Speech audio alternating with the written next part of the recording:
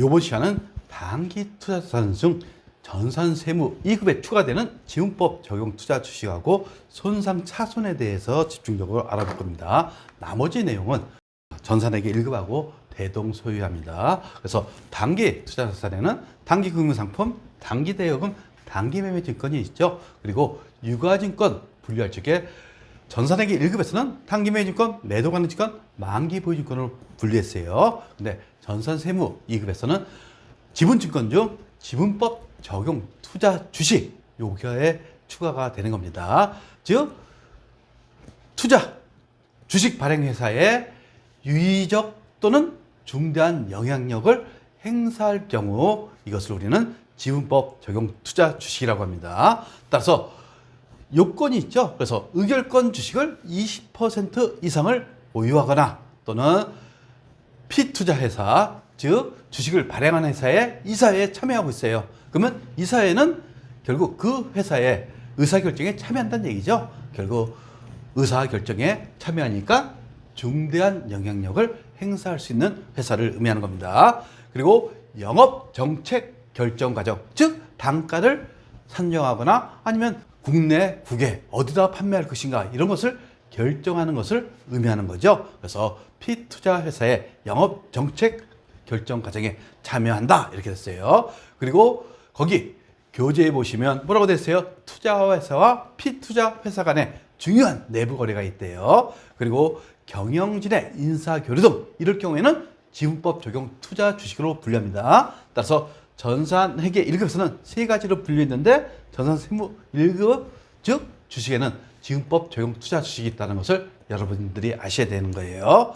그리고 취득원가는 매입가액 플러스 취득 부대 비용이 되어 있죠. 예외적으로 단기 매매 증권은 취득 부대 비용을 비용 처리하는 겁니다. 그리고 보유시 수익에 대한 회계 처리, 채무증권, 채권일 경우는 이자 수익이 되는 거죠. 근데 지분증권, 현금 배당일 경우 배당금 수익으로 회계 처리합니다. 근데 주식 배당일 경우에는 회계 처리하지 않고 수량과 단가를 계산한다는 거 여러분들이 다 배웠던 내용들입니다. 그리고 유가증권의 기말 평가 보시면 다 공정가액으로 평가한다고 생각하시면 되는 겁니다. 근데 매도 가능 증권일 경우에는 공정가액 평가했지만 자본으로 회계 처리해요. 기타 포괄 손익 누계액이죠. 그리고 단기 매매 증권은 영업의 손익으로 평가한다는 거. 그리고 매도 가능 증권에 대해서 공정가액이 없어요. 이때는 어쩔 수 없이 원가로 평가하게 돼 있다는 거. 그리고 만기 보유증권에 대해서는 평가하지 않고 장부가액, 즉 상각 후 원가, 이 갭리도 전산회계 1급에서 배웠던 내용입니다. 그런데 다시 한번 설명할 거예요. 그리고 여러분들이 사채를 공부했으니까 이제 이해도가 쉬울 거예요. 그리고 지분법 적용 투자 주식은 지분법으로 평가한다고 표현합니다. 이게 어떤 건지 제가 설명할 겁니다. 그리고 이것은 영업의 손익, 즉 영업의 수익 또는 비용이 된다는 거. 만약 30%의 지분 투자를 했어요. 근데 그 회사, 즉 피투자 회사가 100억 이익을 냈어요. 그러면 우리 회사가 30% 지분 투자했죠? 그러면 이 이익 100억에 대해서 몇 퍼센트? 30%는 우리 회사 이익이 되는 거예요. 따라서 30억 이익에 대해서 지분법 평가 이익 이렇게 회계 처리한다는 거 이렇게 생각하시면 되겠어요. 그리고 상각 후 원가, 우리 사채를 배웠으니까 이젠 이해하기 쉬울 거예요. 투자자 입장에서는 만기 보유증권이 되는 거예요. 즉 액면가액인데 할인 발행해 갖고 90만 원에 취득했어요. 결국 100만 원까지 가는 거죠. 활증 발행일 경우에 110만 원에서 출발해 갖고 어떻게 합니까? 100만 원까지 가는 거예요. 3년 후에. 그래서 이것을 유의자율법에 의한 상각 또는 환입이라고 표현합니다. 그러면 할인 발행 90만 원에 발행했다고 가정합시다. 그러면 X1년 12월 30일 날 장부가액은 92만 원이 되는 거예요. 그리고 X2년 12월 30일 날은 95만 원. 그리고 결국 3년 때는 100만 원이 되는 거죠. 이게 상각 후 원가가 되는 거예요. 92만 원, 95만 원, 100만 원. 이게 상각 후 원가가 되는 겁니다. 활증 발행도 마찬가지예요. 110만 원에 시작했다가 108만 원, 105만 원, 100만 원 이렇게 가는 겁니다. 이게 상각 후 원가라고 생각하시면 되는 거예요. 그리고 손상 차손, 이것은 전산세무 2급에 추가적으로 드러난다고 그랬죠. 영업의 비용으로 처리한다는 것을 알고 계시고, 즉 피투자 회사, 즉 주식 발행 회사가 신용 위험이 증가됐어요. 결국 망할 가능성이 있다 이겁니다. 따라서 이 회사의 주식 가치는 쭉쭉쭉쭉 떨어지겠죠. 그래서 공정가액 회복이 불가능한 시 손상차손을 인식하게 돼 있어요. 즉 장부가액이 있죠. 장부가액이 100원이라고 생각합시다. 근데 회수간의 가능액은 10원이면 얼마의 손상차손을 인식한다고요? 90원에 대해서 손상차손을 인식하는 겁니다. 근데 중요한 것은 단기매매증권은 손상차손을 인식하지 않아요. 왜 인식하지 않을까요? 단기매매증권은 매년 말 기말마다 평가를 하죠. 평가를 어디다 반영합니까? 영업의 비용 또는 영업의 수익으로 반영하게 돼 있죠. 결국 손상차손이 나타난다는 것은 매기말 평가할 때마다 보면 계속 하락돼 있다 이겁니다. 그리고 영업의 손익, 즉 단기 손익으로 표시하기 때문에 구태여 손상차손을 인식할 필요가 없어요.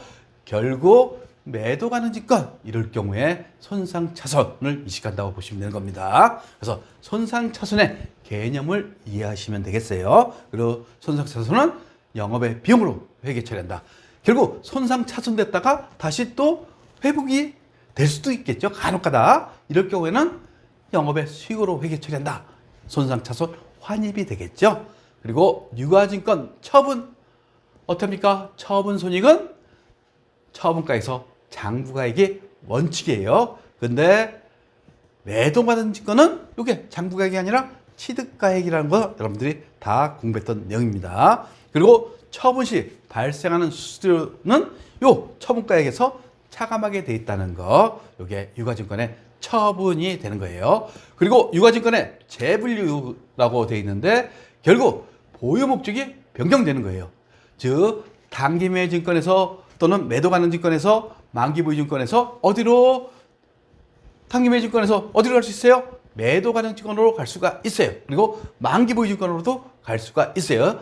채권일 경우, 즉 이럴 경우 단기매매증권이 시장성을 상실했어요. 결국 시장성을 상실했다는 것은 언제 팔지 모르겠죠. 그리고 매도 가능 증권으로 갈 수 있다 이겁니다. 그리고 채권일 경우에는 만기 보유증권으로 갈 수가 있어요. 그리고 매도 가능 증권에서 만기 보유증권 또는 만기 보유증권에서 매도 가능 증권으로 갈 수가 있습니다. 이게 보유 목적이 변경되면 이렇게 할 수가 있어요.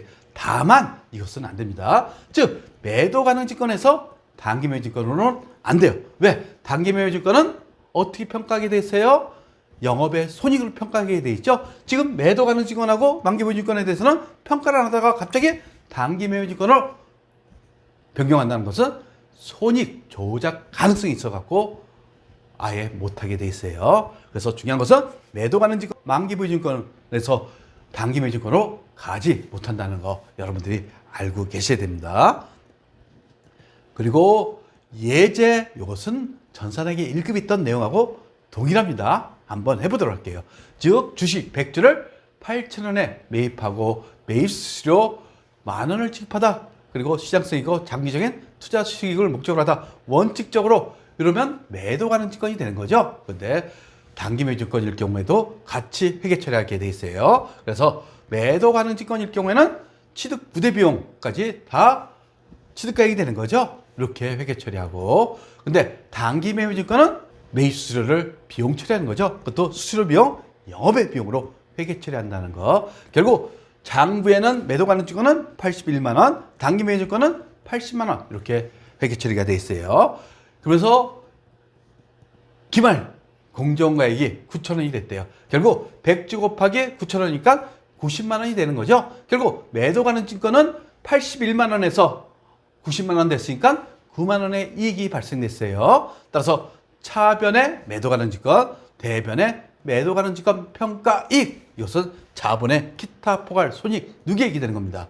근데 단기 매매 증권은 지금 장부가액이 얼마? 80만 원이죠. 결국 이익 10만 원 이익 받습니다. 따라서 차변의 단기 매매 증권 하면서 대변의 단기 매매 증권 평가이익, 영업의 수익 이렇게 돼 있어요. 결국 매도 가능 증권 결산 후에 부분 재무 상태를 보시면 90만 원 돼 있죠? 여기에 매도 가는 증권 평가이익이 9만 원이 대변에 있는 거예요, 자본에. 결국 매도 가는 증권 재무상태표에는 공정가액으로 표시됐어요. 결국 여기서는 우리는 이것을 알 수 있어요. 장부가액 90만 원에서 평가이익을 차감하면 매도 가능 증권의 취득가액, 즉 81만 원이 된다는 것을 여러분들이 이해를 하셔야 돼요. 따라서 매도 가능 증권 취득가액은 장부가액, 공정가액으로 평가했죠. 여기에 평가이익이 있으면 마이너스. 근데 평가 손실이 있으면 플러스가 되는 겁니다. 결국 평가이익이나 평가손실 같은 종목이면 하나뿐이 발생이 안 됩니다. 그러니까 만약 평가 손실이 있다면 플러스로 해주시면 되겠죠. 그리고 단기 매매 증권은 이익이익으로 반영됐어요. 얼마 반영돼 있어요? 9만 원 반영돼 있다는 거. 즉 평가이익 10만 원하고 수수료 비용 만 원 있었죠. 9만 원이 이익이익금에 반영돼 있는 겁니다. 결국 매도가 가능 증권으로 회계 처리하나 단기 매매 증권으로 회계 처리하나 결국 자본에 다 반영이 되는 겁니다. 즉 매도 가능 증권은 기타 포괄소득 누계, 그리고 단기 매매 증권은 이익이익금에 반영돼 있다는 거 여러분들이 이해를 하셔야 됩니다.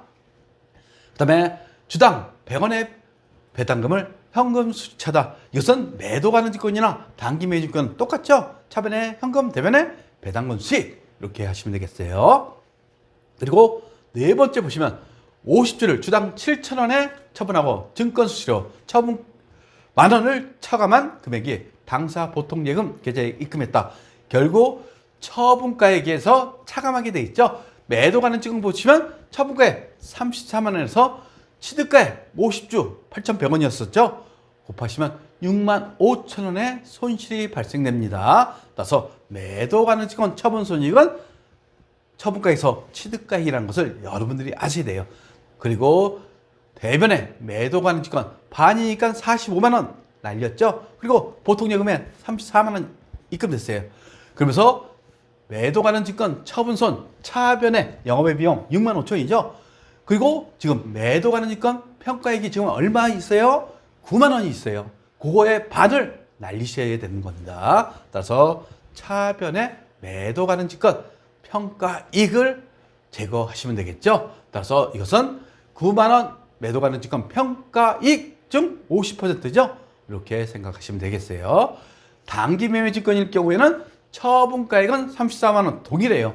근데 장부가액, 이 장부가액은 정기 기말 공정가액이 되는 겁니다. 9천 원 곱하기 50주가 되는 거죠. 따라서 11만 원 손실을 봤어요.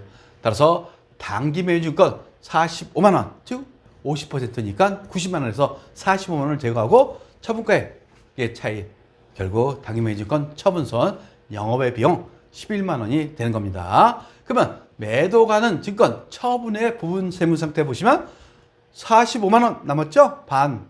그리고 매도 가능 증권 평가액도 4만 5천 원이 남아 있어요.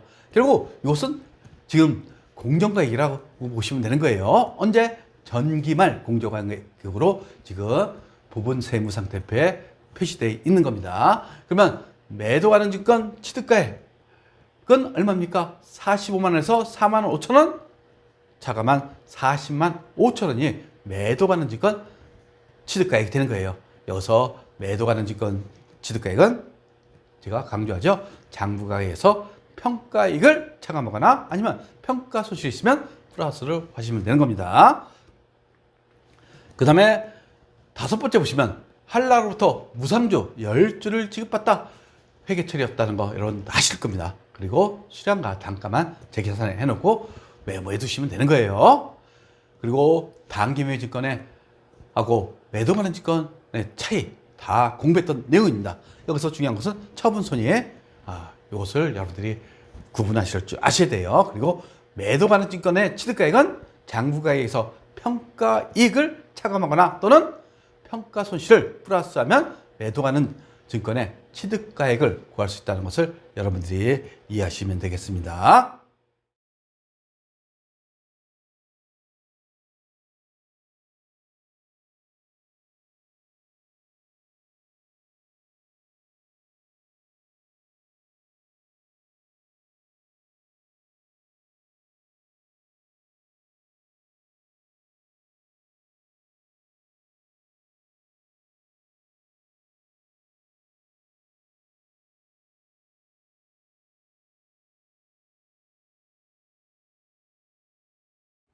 구독과 좋아요는 우리에게 큰 힘이 됩니다.